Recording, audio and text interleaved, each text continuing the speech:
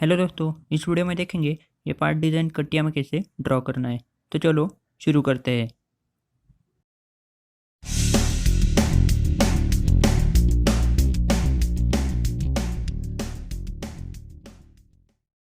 तो जैसा कि आप इस ड्राइंग में देख सकते हो, मैं सबसे पहले ये दो सर्कल ड्रॉ करने जा रहा हूँ।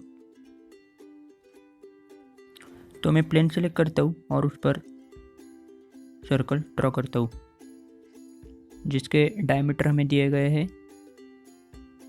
36 mm और दूसरा 60 mm। तो मैं इसे पैड करता हूँ। इसका पैड वैल्यू हमें दिया गया है 40 mm। तो मैं यहाँ पे पुट करूँगा 20 और उसे मिरर करूँगा।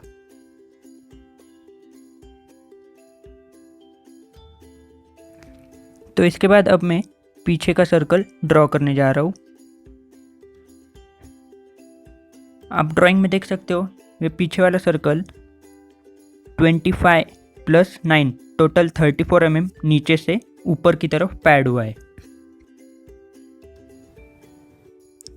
तो मैं एक रेफरेंस प्लेन क्रिएट करूँगा अबाउट टॉप प्लेन और उसे वैल्यू प्रोवाइड करूँगा 14 mm का, क्योंकि हमने जो अभी सर्कल ड्रॉ करके पैड किया है वो सेंटर लाइन से ड्रॉ किया है, जिसकी वजह से हमने सर्कल के टॉप से लेके प्लेन के मिड पॉइंट तक 20 mm का डिस्टेंस ऑलरेडी कवर कर लिया है। तो अभी हमें सिर्फ 14 mm देना बाकी है। तो मैं टॉप प्लेन सिलेक्ट करके उसके अबाउट रेफरेंस प्लेन क्रिएट करता हूँ, तो कि हमारा वैल्यू हो जाएगा ऊपर का 20 प्लस अभी दे रहा हूँ वो 14, टोटल 34 mm। तो अब इस रेफरेंस प्लेन को सिलेक्ट करके उस पर मैं सर्कल ड्रॉ करता हूँ। इस सर्कल के डायमीटर हमें दिए गए हैं 12 mm और दूसरा 32 mm। अब ये दो सर्कल के बीच का हमें डिस्टेंस दिया गया है 120 mm का।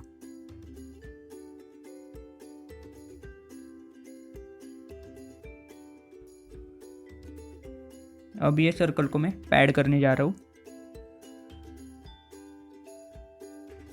इसका पैड वैल्यू हमें दिया गया है 12 mm।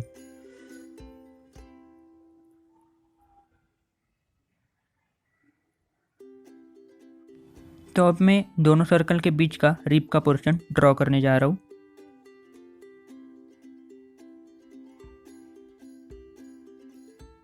तो अब मैं उस रिप का प्रोफाइल ड्रॉ करता हूँ। इस रिप का हाइट हमें दिया गया है 25 mm। तो इसके बाद में अब हमें पता है कि ये रिप के दोनों एंड सर्कल के कोइंसाइड है, तो इसलिए मैं यूज करूँगा project 3D shell out edges. उसके पहले मैं कंस्ट्रक्शन लाइन ऑन करता हूँ और फिर शेल आउट एजेस सिलेक्ट करके सर्कल को सिलेक्ट करता हूँ। सिमिलरली दूसरा सर्कल आप देख सकते हो कंस्ट्रक्शन लाइन हमारे आ चुके हैं। तो अब इस रिप के दोनों एंड पॉइंट में इस सर्कल पे कोइंसाइड करूँगा।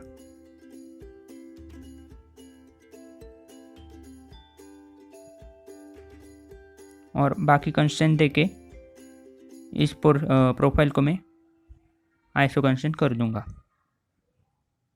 तो ये प्रोफाइल हमारा आइसो कंस्ट्रेंट हो चुका है।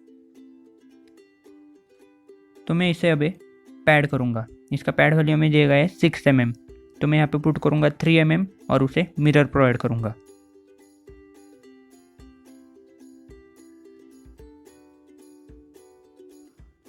तो इसके बाद अब मैं ये नीचे वाला स्ट्रिप का पोर्शन ड्रॉ करने जा रहा हूँ। तो उसके लिए मैं हमने जो रेफरेंस प्लेन क्रिएट किया था वो ही सिलेक्ट करूँगा, क्योंकि उस पर ही हमारा स्ट्रिप का पोर्शन पैड हुआ है।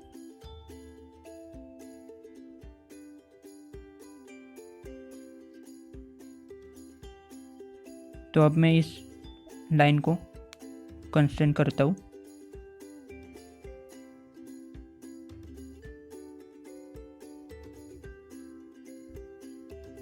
और अब इस लाइन को मैं मिरर प्रोवाइड करता हूँ।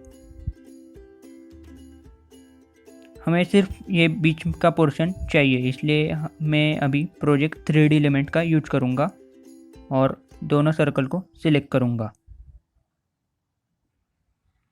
और अब सर्कल के एक्स्ट्रा पोर्शन में ट्रिम करूँगा। तो ये हमारा प्रोफाइल कंप्लीट हो चुका है। तो मैं अभी इसे पैड प्रोवाइड करूँगा। इसका पैड वैल्यू हमें दिया गया है 9 mm।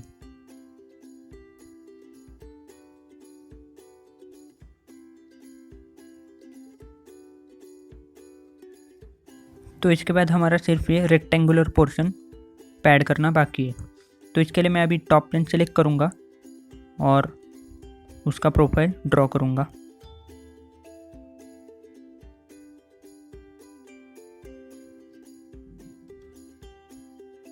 इसका लेंथ हमें दिया गया है 28 mm।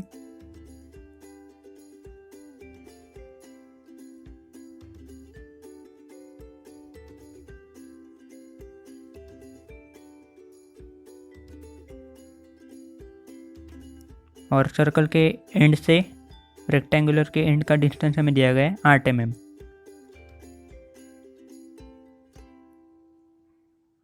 तो अब मैं इस दोनों साइड के लाइंस को कंस्ट्रेन करता हूँ।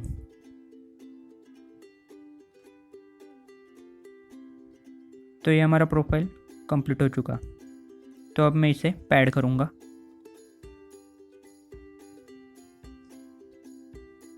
इसका पैड वैल्यू हमें दिया गया है 28 mm। ऊपर से 6 mm और नीचे से 6 mm का हमें डिस्टेंस भी दिया गया है। तो मैं यहाँ पे पुट करूँगा 14 और उसे मिरर करूँगा। तो इसके बाद मैं अब ये सर्कल पॉकेट करने जा रहा हूँ। तो इस सर्कल का डायमीटर हमें दिया गया है 10 mm।